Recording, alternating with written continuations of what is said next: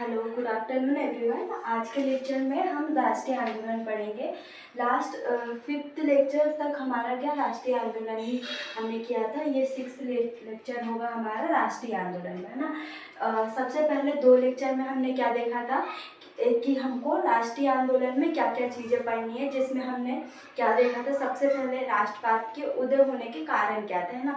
ये हमारा सबसे ज़्यादा 11 मार्क्स में आपके पूछ सकते हैं ना। इसमें प्री का कोई भी फैक्चुअल डाटा इसमें से नहीं हो सकता है ना। बाकी ये क्या, ये आपका बेस तैयार करने के लिए। और 11 मार्क्स में जो राष्ट्रवाद का उदय होने के कारण है वो आपसे पूछ सकते हैं ना। तो इसका हमने अच्छे से पढ़ा था, प्रस्तावना देखी थी, है ना। और हमको आगे क्या लिखना है ये भी हमने देखा था, मेन बॉडी में क्या लिखना है और निष्कर्ष में क्या लिखना है ना। तो ये सारी चीज़ें हमने डिस्कस कर ली थी थर्ड लेक्चर में।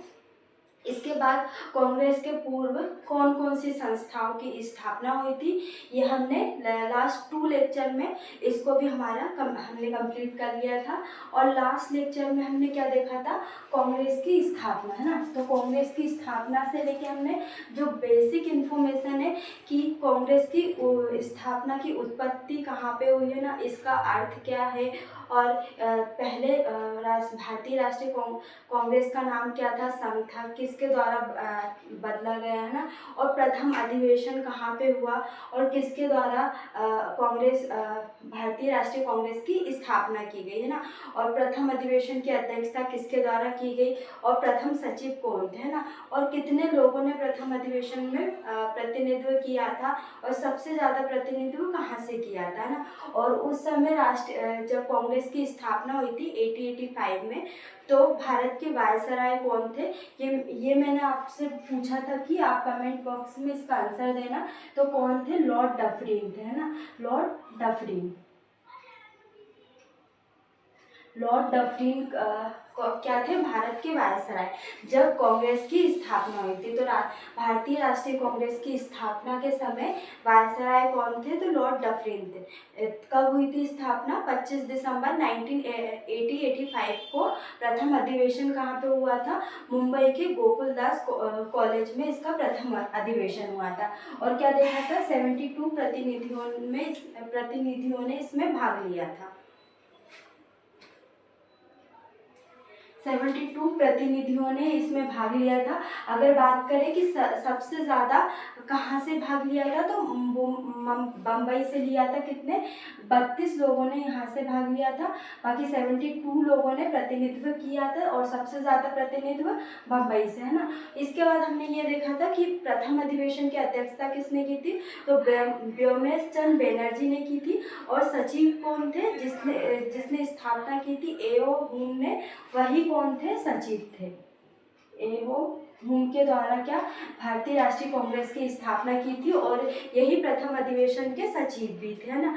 और अगर हम बात करें कि भारतीय राष्ट्रीय कांग्रेस का अर्थ क्या है, कांग्रेस का अर्थ क्या है, तो व्यक्तियों का समूह, और इसकी उत्पत्ति उत्तरी अमेरिका से मानी जाती है। प्रारंभ में इसका नाम क्या था, भारतीय राष्ट्रीय संघ था। और बाद में कांग्रेस किसने किया था, तो दादा भाई नौरोजी के द्वारा किया था ना। तो हमने क्या, जो लास्ट लेक्चर में हमने कांग्रेस के बारे में पढ़ा था वो हमने एक बार रिवीजन कर लिया, जिससे आपको क्या याद भी आ जाएगा कि हमने लास्ट लेक्चर में क्या क्या चीज़ें पढ़ी थी, है ना। हमने यही बस चीज़ें देखी थी कि जो इम्पोर्टेंट थी, जो बेसिक इन्फॉर्मेशन थी कांग्रेस के बारे में, वो हमने सिर्फ देखी थी, है ना। इसके बाद हम देखेंगे कि जो भारतीय राष्ट्रीय कांग्रेस है उसी के बारे में जो सुरक्षा कपाट सिद्धांत, जिसको सेफ्टी वॉल्व बोलते हैं, सिद्धांत किसके द्वारा लाया गया था, तो लाला लाजपत राय के द्वारा लाया गया था। और इसका वर्णन किसमें किया है, तो उनकी पुस्तक यंग इंडिया में इसको प्रस्तुत किया है ना। तो ये आपके प्री में पूछ सकते हैं कि सुरक्षा कपाट सिद्धांत किसके द्वारा लाया गया, तो लाला लाजपत राय के द्वारा लाया गया। और इसका वर्णन कहाँ पे किया, तो यंग इंडिया में, है ना।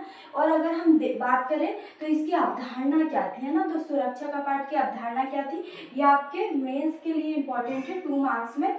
सबसे पहले तो आप ये लिखना कि लाला लाजपत राय, और पुस्तक वर्णन करके पुस्तक ना भी लिखे आप, यंग इंडिया डायरेक्ट लिख देना, है ना। यंग इंडिया में प्रस्तुत किया, है ना। और अवधारणा में क्या लिखेंगे कि कांग्रेस उन्होंने कहा कांग्रेस के बारे में कि कांग्रेस ब्रिटिश वायसराय के प्रोत्साहन पर, मतलब ब्रिटिशों के द्वारा जो प्रोत्साहन मिलता था, पर ब्रिटिश हितों के लिए स्थापित एक संस्था है ना। मतलब उन्होंने कांग्रेस के बारे में बोला कि जो कांग्रेस है वो ब्रिटिश वायसराय के प्रोत्साहन पर ब्रिटिशों के हितों के लिए एक स्थापित एक संस्था है, ना कि भारतीयों के हितों के लिए, है ना। तो उन्होंने इससे साफ पता चलता है कि इन्होंने क्या कांग्रेस का विरोध किया, है ना। कांग्रेस का विरोध किया अपने सुरक्षा कपाट सिद्धांत के द्वारा, है ना। और जो भारतीयों का प्रतिनिधित्व नहीं करती है, जो कि क्या भारतीयों का प्रतिनिधित्व नहीं करती है ना। तो अवधारणा में हम ये चीज़ें लिखेंगे कि कांग्रेस ब्रिटिश वायसराय के प्रोत्साहन पर ब्रिटिश हितों के लिए स्थापित एक संस्था है जो भारतीयों का प्रतिनिधित्व नहीं करती है ना। तो हमको सुरक्षा कपाट सिद्धांत में अगर 2 मार्क्स में आए तो हमको ये अवधारणा लिखना है। बाकी अगर हमारे प्री के पॉइंट ऑफ व्यू से हम देखें तो ये 2 चीज़ें इंपॉर्टेंट है कि सुरक्षा कपाट सिद्धांत किसके द्वारा लाया गया, तो लाला लाजपत राय के द्वारा, और किस में प्रस्तुत है, तो यंग इंडिया में, है ना। इसके बाद हम देखेंगे तड़ित चालक सिद्धांत, है ना। एक है सुरक्षा कपाट सिद्धांत और दूसरा है तड़ित चालक सिद्धांत, है ना। तो ये किसके द्वारा लाया गया, गोपाल कृष्ण गोखले। हम आगे पढ़ेंगे, जब हम गांधी युग में पढ़ेंगे तो जो गांधी जी के राजनीतिक गुरु हैं तो वो कौन है, गोपाल कृष्ण गोखले, है ना। और अगर हम बात करें कि गोपाल कृष्ण गोखले के जो राजनीतिक गुरु कौन है, तो गोविंद रनाडे, है ना, इनके राजनीतिक गुरु हैं। इसके बाद हम देखेंगे कि कांग्रेस की स्थापना के वास्तविक उद्देश्य क्या है ना। ये भी आपके 7 मार्क्स में पूछ सकते हैं कि कांग्रेस के वास्तविक उद्देश्य के बारे में बताइए, है ना। तो हम लिखेंगे, हम बस इसमें 5 पॉइंट ही लिखेंगे, फर्स्ट, ये सेकंड, थर्ड और फोर्थ, है ना। देश के हितों की रक्षा करने वाले भारतीयों के बीच मित्रता और संपर्क बढ़ाने के लिए, है ना। तो कांग्रेस की स्थापना क्यों की गई थी कि देश के हितों की रक्षा करने वाले जो भारतीय थे उनके बीच मित्रता बढ़ाना और संपर्क स्थापित करना, है ना, संपर्क को बढ़ाना। इसके बाद क्या, जातिगत, धर्मगत और प्रांतीय विभेदों को मिटाकर राष्ट्रीय भावना की एकता को विकसित करना। क्या था उद्देश्य, तो जातिगत था ना, जातिगत, धर्मगत, प्रांतीय विभेद, है ना, प्रांतों में भी विभेद थे, है ना, उसको मिटाकर राष्ट्रीय भावना को क्या, जागृत करना, जो कि जागृत हुई थी, है ना। इसके बाद हम देखेंगे राजनीतिक, सामाजिक तथा आर्थिक मुद्दों पर शिक्षित वर्ग को क्या करना, एकजुट करना। क्या करना, जो शिक्षित वर्ग था भारत का, उसको क्या, एकजुट करना। राजनीतिक कौन से मुद्दे पर, विशेषकर राजनीतिक मुद्दों पर, सामाजिक मुद्दे में हम देखेंगे कुरीतियाँ, है ना, और आर्थिक मुद्दों पर शिक्षित वर्ग को क्या, एकजुट करना। और फोर्थ क्या है, भविष्य के राजनीतिक कार्यक्रमों की रूपरेखा सुनिश्चित करना, कि भविष्य में कौन कौन से राजनीतिक कार्यक्रमों की स्थापना की जाएगी, है ना, तो इसके बारे में सुनिश्चित करना। तो हमको उद्देश्य में हम ये 4 ही उद्देश्य देखेंगे, ज़्यादा पूछेंगे भी नहीं, है ना। और ये 7 मार्क्स में अगर 2 मार्क्स में भी आता है तो इतना इनफ है ना हमारे लिए, इसको ही हम शॉर्ट करके लिख सकते हैं ना। और एक बार और हम इसको पढ़ लेते हैं, क्या क्या चीज़ें हमने देखी। हमने लास्ट लेक्चर का जो एक बार रिवीजन किया कि हमने कांग्रेस की स्थापना में क्या क्या चीज़ें देखी, है ना, उसकी उत्पत्ति से लेके उसका अर्थ, प्रथम अधिवेशन किसके द्वारा स्थापना की गई, नाम परिवर्तित कब हुआ, वायसराय कौन थे, लॉर्ड डफरिन थे।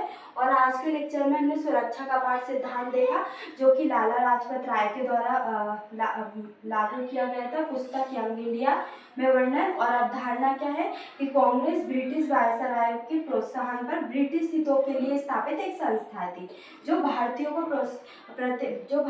प्रतिनिधित्व नहीं करती थी, है ना। इसके बाद हमने तड़ित चालक सिद्धांत देखा जो कि गोपाल कृष्ण गोखले के द्वारा लाया गया।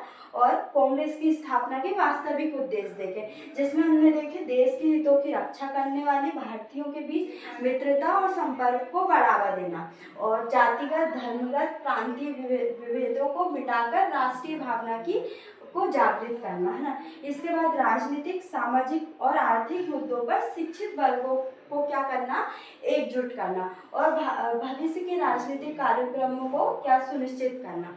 तो आज के लेक्चर में हमने कांग्रेस के बारे में इतनी चीज़ें देख ली है। नेक्स्ट लेक्चर में जो भारतीय राष्ट्रीय आंदोलन के जो प्रथम चरण है उसमें क्या क्या घटनाएं घटित हुई है 1905 से लेके और 1885 से जो 1905 तक चीज़ें हुई थी वो हम देखेंगे, और फिर इसके बाद दूसरा चरण देखेंगे, फिर क्रांतिकारियों का प्रथम चरण देखेंगे जिसमें हम महाराष्ट्र, बंगाल, पंजाब, मद्रास और दिल्ली को देखेंगे कि कहाँ पे क्या क्या क्रांतिकारी घटनाएं घटित हुई है ना। और फिर उसके बाद हम विदेशों में क्या क्रांतिकारी घटनाएं हुई, किसके द्वारा क्या समर्थन हुआ ना, किसके द्वारा कौन सी संस्था की स्थापना की, जो हमारे प्री और मेंस के लिए इम्पोर्टेंट है वो चीज़ें हम देखेंगे, है ना। मेंस के लिए हम 2 मार्क्स 7 मार्क्स और 11 मार्क्स तीनों में देखेंगे क्या क्या क्वेश्चन आपके बनने की संभावना है, और प्री में क्या क्या फैक्चुअल डाटा इसमें से ले सकते हैं ना जो इम्पोर्टेंट है, वो सारी चीज़ें हम नेक्स्ट लेक्चर में देखेंगे, है ना। जो भी जितना भी पढ़ेंगे राष्ट्रीय आंदोलन में से कि प्री में क्या आ सकता है, मेंस में क्या आ सकता है, हम दोनों को साथ में लेकर चलेंगे।